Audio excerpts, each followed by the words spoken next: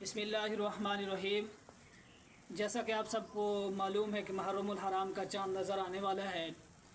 اور اسلامی سال کا پہلا مہینہ اور پہلا دن ہوگا، تو ہم مسلمان ہیں، ہمارا جو اسلامی سال ہے وہ محرم الحرام سے شروع ہوتا ہے۔ تو اس حساب سے کافی سارے دوست احباب پوچھ رہے تھے کہ کچھ سال کا پہلا محرم الحرام کی یکم محرم الحرام کا کوئی وظیفہ بتا دیں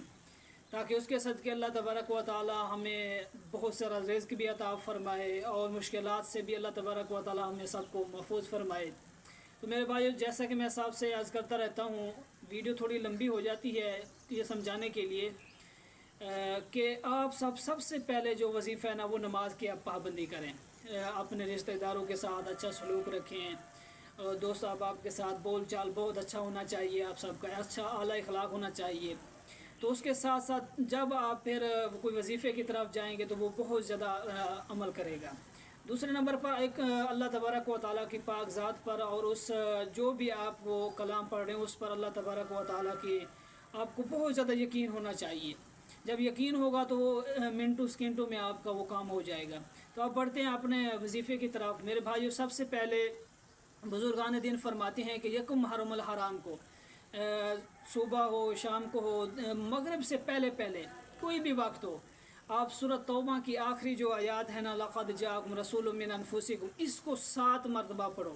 اور جو بندہ اس کو 7 مرتبہ پڑھے گا نا تو اللہ تبارک و تعالیٰ سے دعا مانگے گا یہ پڑھ کر، تو اس کے صدقے اللہ تبارک و تعالیٰ اس بندے کو پورے سال شریر روگوں کی شرارت سے بھی محفوظ فرمائے گا اور دشمنوں کے شر سے بھی اللہ تبارک و تعالیٰ محفوظ فرمائے گا، اور جتنا باقی بلائیں وغیرہ ہیں ان سب سے اللہ تبارک و تعالیٰ اس کلام کے صدقے، اس آیات مبارکہ کے صدقے اللہ تبارک و تعالیٰ ان کے اندر یکم سے لے کر 10 محرم الحرام تک، ویسے تو سارے مہینے میں سورۃ کوثر کی آپ زیادہ سے زیادہ تلاوت کریں، مطلب جتنا زیادہ ہو سکے آپ سورۃ کوثر کو پڑھیں۔ اس کے صدقے اللہ تبارک و تعالیٰ آپ کو بہت زیادہ رزق عطا فرمائے گا اور آپ کے گھر میں خیر و برکت کے ساتھ اللہ تبارک و تعالیٰ اپنی رحمتوں کا نزول فرمائے گا اور ہر ایک چیز سے اللہ تبارک و تعالیٰ محفوظ فرمائے گا۔ مطلب یہ جتنی چیزیں ہیں، اور آپ اپنا جو گھر کا تھوڑا بہت اپنا روٹین بنا لیں کہ ان دنوں کے اندر سال کے جو شروع والے دن ہیں تھوڑا بہت صدقہ دینا ہے، استغفار کی 1-2 تسبیح پڑھنی ہے، لا حول ولا قوت کی 1-2 تسبیح پڑھنی ہے۔